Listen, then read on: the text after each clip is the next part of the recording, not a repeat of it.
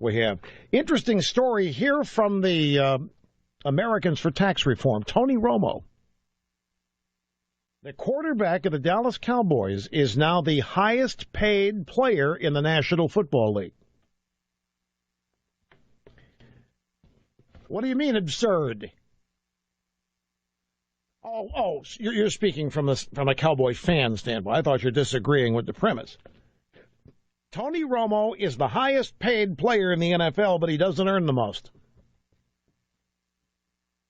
Got you, didn't I? Tony Romo is the highest paid player in the NFL, but he doesn't earn the most. He lives and works in a no-income tax state. Over Easter weekend, Tony Romo signed a 6-year, $108 million contract extension to remain a quarterback of the Cowboys. It's an estimated $18 million a year. That makes him the 5th highest paid player based on salary. But while he is the 5th highest paid player, he is actually the highest paid player after taxes in the NFL. And I'm telling you, it's going to be things like this that are going to open people's eyes too. You know, these guys are competitive, and I don't care what you think. They do keep score. They do compare contracts. They do run around and say, I've got the biggest contract. My contract bigger than yours. I'm making more than you are.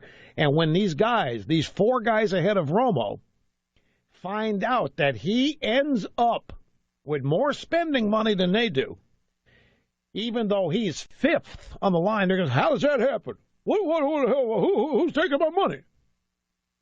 And then they're going to find out who's taking their money. It's little things like this that you never see, that you never hear about, that can lead to seismic shifts in overall public attitudes. Tony Romo now claims the top spot previously held by Drew Brees of the New Orleans Saints because of no state income taxes.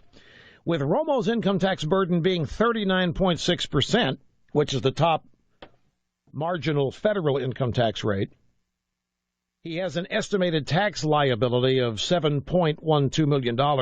He will earn, or a better way to say it, he will keep $752,000 more than Drew Brees will.